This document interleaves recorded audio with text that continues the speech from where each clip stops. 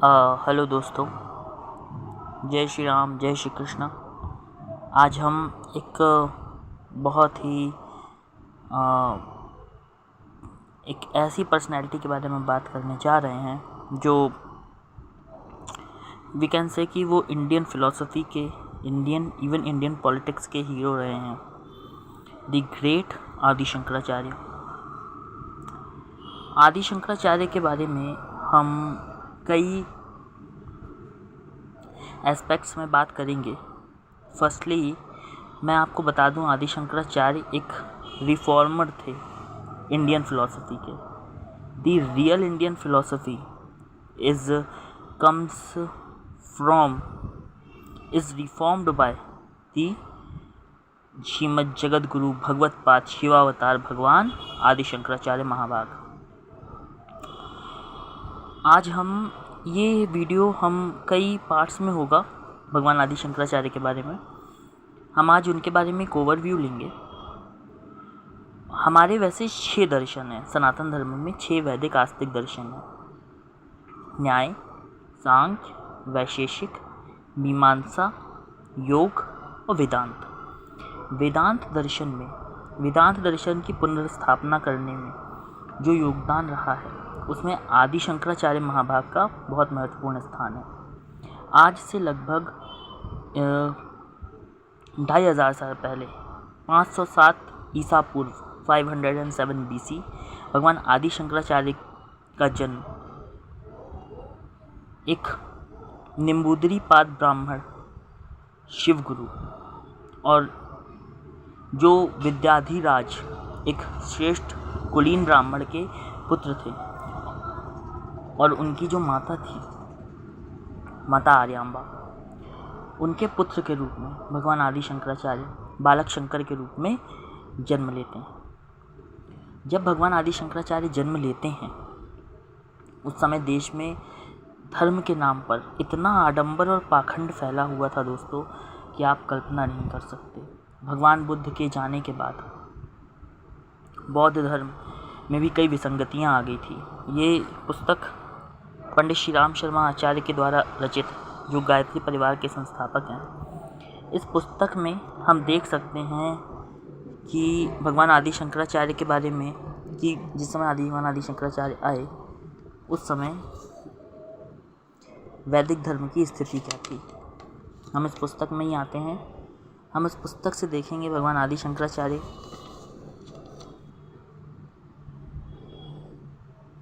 कि किस समय किन परिस्थितियों में भगवान आदि शंकराचार्य ने का प्राकट्य हुआ। सबसे पहले आप देखिए, भगवान आदि शंकराचार्य के समय क्या परिस्थितियां थी। पंडित श्री राम शर्मा आचार्य, जो गायत्री परिवार के संस्थापक हैं, उन्होंने ये पुस्तक लिखी है। और ये पुस्तक बहुत ही एक ओवरव्यू दे देती है हमें आदि शंकराचार्य के बारे में, जो सटीक भी है।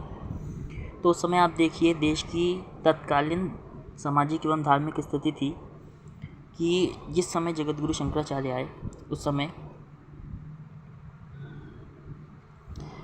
समय वैदिक धर्म उच्च गुणों की प्रेरणा देता है। आप देखिए, प्रेम, दया, करुणा, उदारता, तप, त्याग, सुख, स्वर्ग इत्यादि के लिए श्रद्धा, विश्वास, आत्मचिंतन, स्वाध्याय, सत्संग, समाज सेवा आदि के द्वारा आत्मविकास और ईश्वर प्राप्ति की शिक्षा देता है। उस धर्म में ही विकृतियाँ आ गई थी। कहने का मतलब पाखंड और अंधविश्वास को ही धर्म माना जाने लगा था। मतलब ये वो समय था जिस समय अधर्म को धर्म माना जाने लगा था। एक समय ऐसा था, मतलब आप पूर्व काल की बात करें तो उसमें अधर्म होता था, धर्म होता था। लेकिन इसमें तो यहाँ तो धर्म के नाम पर अधर्म होने लगा था।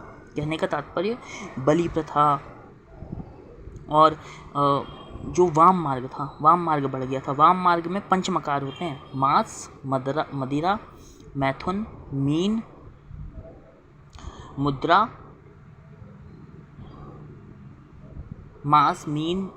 मैथुन और मदिरा, ये 5 मकार होते हैं। 5 प्रकारों को ही धर्म मान लिया गया था।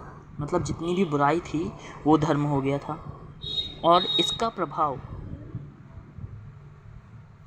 इसके प्रभाव के रूप में, इसकी प्रतिक्रिया के रूप में बौद्ध धर्म आया, कि बौद्ध धर्म ने वैदिक धर्म का पूर्ण रूप से विरोध किया, क्योंकि ये जो भी आडंबर और पाखंड हो रहा था वो वैदिक धर्म के नाम पर हो रहा था। वैदिक धर्म के नाम पर तो भगवान बुद्ध ने देखा कि जब ये वैदिक धर्म में बलि प्रथा इत्यादि चीज़ें हैं, तो बलि प्रथा इत्यादि चीज़ें हैं तो उन्होंने ऐसी प्रतिक्रिया दी इसके विरुद्ध। उन्होंने कहा कि वैदिक धर्म लोगों को कहा कि वैदिक धर्म की इन मान्यताओं को नहीं मानो। तो जब लोगों नहीं समझ पाए तो उन्होंने वो सारी क्रियाएं ही बंद करा दी। कहने का मतलब बुद्ध भगवान ने यज्ञों का विरोध किया। लेकिन आप देखिए, संस्कृत भाषा का ज्ञान ना होने, जो बौद्ध थे, उनके अनुयायी थे, उपासना ध्यान करते थे, लेकिन संस्कृत भाषा का ज्ञान ना होने कारण वे धर्मशास्त्रों का असली रहस्य ना जानकर इस अनाचार का शास्त्रीय खंडन करने में समर्थ ना थे। मतलब समझिए, जब आदि शंकराचार्य जी आए तब वाम मार्ग बहुत बढ़ गया था, यानी मांस मदिरा इत्यादि चीज़ें बहुत ज़्यादा फैलने लगी थी। पर क्या है, उन चीज़ों को धर्म बताया जा रहा था। तो भगवान बुद्ध को बेसिकली वैदिक धर्म का विरोध करना पड़ा, क्योंकि वो उस समय के लोग कुछ ऐसे थे जो संस्कृत नहीं समझ पा रहे थे और तो इस कारण वो सोच रहे थे कि ये जो उस समय के जो ब्राह्मण थे, जो संस्कृत जानते थे, वो धर्म को मांस मदिरा इत्यादि के रूप में प्रस्तुत कर रहे थे, यानी वाम मार्ग के रूप में प्रस्तुत कर रहे थे। और जो संस्कृत नहीं जानते थे वो वेदों को सही रूप में पढ़ नहीं रहे थे। ठीक है, दो तरह की कैटेगरी हो गई थी, एक संस्कृत जानने वाले, एक संस्कृत ना जानने वाले। आप ऐसे समझिए, जो संस्कृत जानते थे वो वेदों को गलत रूप में प्रस्तुत करने लगे, और जो नहीं जानते थे वो सोचने लगे कि ये जो प्रस्तुत कर रहे हैं वही सही है। इसका मतलब मांस मदिरा इत्यादि खाना ही वैदिक धर्म है ना। तो वैदिक धर्म का जो सच्चा स्वरूप था वो कहीं धूमिल हो गया और वाम मार्ग को ही वैदिक धर्म समझा जाने लगा। तो अब ये चीज़ें तो निंदा के योग्य हैं, तो इस कारण इन वाम मार्गियों की निंदा हुई। बेसिकली वैदिक धर्म की निंदा नहीं की बुद्ध भगवान ने। आप ध्यान से देखिए तो बुद्ध भगवान ने वाम मार्गियों की निंदा की, आप एक तरह से देखें तो। पर वाम मार्ग पर कहा जाता है कि भगवान बुद्ध वेद निंदक थे, ऐसा नहीं है। वो, ऐसा मेरा मानना है कि वो वाम मार्ग के निंदक थे। ठीक है, तो वाम मार्ग का खंडन तो भगवान आदि शंकराचार्य ने भी किया। भगवान आदि शंकराचार्य ने वाम मार्ग का खंडन वैदिक रूप में किया। इस पुस्तक में देखेंगे हम, चारवाक मत भी आ गया था। चारवाक मत भी वैदिक धर्म के विरोध में उत्पन्न हुआ था। वैदिक धर्म के विरोध में उत्पन्न हुआ था। आप देखिए, बौद्धों में उपासना आत्मचिंतन के सिद्धांत थे, लेकिन चारवाक ने तो कह दिया सब व्यर्थ, लोक परलोक कुछ नहीं होता, आप केवल यावत जीवेत सुखम जीवेत ऋणम कृत्वा घटम जीवेत। तो ये बौद्ध धर्म की, वैदिक धर्म की विकृति के कारण बौद्ध धर्म उदय हुआ, जिसने कहा कि वेद ही गलत है, क्योंकि कुछ वैदिक लोग भटक गए। और फिर एक और प्रक्रिया आई उन विकृति के कारण, चारवाक दर्शन। चारवाक दर्शन पूरी तरह से नास्तिक दर्शन था, ईश्वर को ही निरस्त कर दिया था चारवाक ने। तो और बुद्ध भगवान ने भी कहा था कि ईश्वर नहीं, क्योंकि वैदिक धर्म जो था वेद आस्तिक दर्शन थे। वेद कहता था कि ईश्वर है, और वैदिक धर्म और जब वैदिक धर्म में विकृतियाँ आई तो इस प्रकार की प्रतिक्रियाओं के रूप में ये धर्म उदय हुए, इस प्रकार के मत पंथ उदय हुए। आप पढ़ सकते हैं। और जब इस प्रकार के मत पंथ उदय हुए, वो केवल और केवल इसलिए कि कुछ लोग वैदिक धर्म की सही, जो तांत्रिक मार्ग था उसका भी सही रूप में प्रदर्शित ना करके उसको गलत रूप में मात्र और मात्र अपने सुख के लिए प्रयोग करने लगे थे। तो दोस्तों, यही होता है, जब भी अपने सुख के लिए धर्म का प्रयोग किया जाने लगेगा, अपनी सत्ता के लिए, अपने शरीर के सुख के लिए, अपनी आत्म संप्रभुता के लिए धर्म का प्रयोग किया जाने लगेगा, तो लोग धर्म की ही निंदा पे उतर आएंगे। जैसा कि आज होता है, अधिकतर नास्तिक सनातन धर्म की या अन्य धर्मों की निंदा करते हैं। उसका कारण ही यही है, क्योंकि धर्म का सही रूप प्रस्तुत नहीं किया जा रहा। तो ऐसी परिस्थितियों में वेदों की रक्षा के लिए भगवान आदि शंकराचार्य का एक तरह से स्वयं शिव जी ने अवतार लिया। जो ये शिव जी का अवतार, अब बुद्ध भगवान ने तो क्या किया था, बुद्ध भगवान ने तो वेदों की निंदा कर दी थी। भगवान आदि शंकराचार्य का बेसिकली अवतार इसलिए हुआ कि वो वेदों के साथ वेदों के सही रूप को प्रदर्शित करना चाहते थे। बुद्ध भगवान ने वेदों का खंडन कर दिया, वेदों को नहीं माना, और उसके पहले वाम मार्ग था, उन्होंने वेद का गलत रूप प्रस्तुत किया। तो अब बाकी क्या रह गया था? अब बाकी रह गया था वेदों का सही रूप प्रस्तुत करना। इसके लिए स्वयं महादेव ने, स्वयं शिव ने भगवान आदि शंकराचार्य के रूप में अवतार लिया, भगवान आदि शंकराचार्य के रूप में अवतार लिया। आप देखिए, भगवान आदि शंकराचार्य का जो जन्म है वो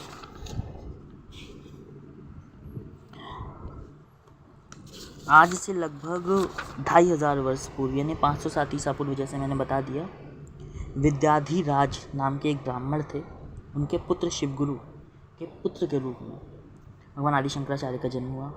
इनके विषय में मैं अधिक चीज़ एक ओवरव्यू देता हूँ भगवान आदि शंकराचार्य के विषय में, कि 5 वर्ष की आयु में इनका यज्ञोपवीत हुआ। उसके कुछ समय बाद ही पिताजी ने शरीर छोड़ दिया, शिव जी गुरु जी का देहांत हो गया। माता और आदि शंकराचार्य अकेले थे। भगवान आदि शंकराचार्य ने देखा कि कितनी बुरी परिस्थितियां हैं देश की और धर्म की, लोग अधर्म को धर्म समझने लगे हैं।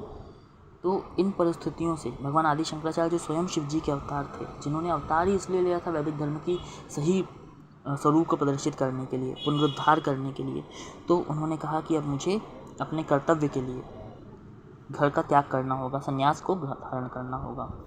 उन्होंने अपनी माता से इसके लिए आज्ञा मांगी। अब माता जो थी, माता तो मित्रों वात्सल्य की मूर्ति होती है, साक्षात जगदम्बा होती है।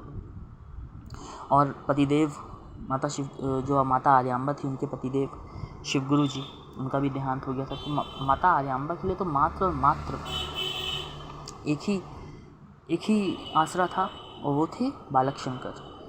बालक शंकर भगवान आदि शंकराचार्य निम्बूदरी पाद ब्राह्मणों में से आते हैं। फ्रेंड्स, ये दक्षिणात्य ब्राह्मण हैं। तो जो माता रही उनकी माता ने आज्ञा तो नहीं दी बालक आदि शंकराचार्य को कि मैं आज्ञा नहीं दे सकती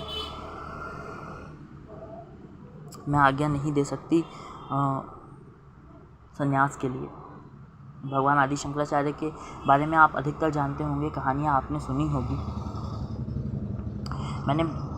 फिर उन्होंने कई प्रकार के कर्म किए, बहुत सारी। अभी इस वीडियो को बहुत ज़्यादा लंबा कर दूंगा भगवान आदि शंकराचार्य के बारे में, यदि पूरी कहानी सुनाई तो। इसे मैं कई पार्ट्स में शो करूँगा।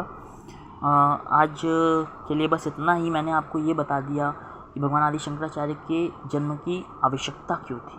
लोग सनातन, अगर भगवान आदि शंकराचार्य ना आते तो आज गलत चीज़ें फैली होती और उन गलत चीज़ों को धर्म ही समझा जाता। ये एक बहुत बड़ा विडम्बना होती। विडम्बना ये होती कि गलत चीज़ें लोग करते और उसे धर्म मान कर करते। तो इसलिए भगवान आदि शंकराचार्य सदैव हम सब के लिए पूजनीय हैं। इसके आगे के लिए मैं आपको नेक्स्ट वीडियो में बताऊंगा, भगवान आदि शंकराचार्य की आगे की कथा सुनाऊंगा। अभी के लिए बस इतना ही। भगवान आदि शंकराचार्य की जय।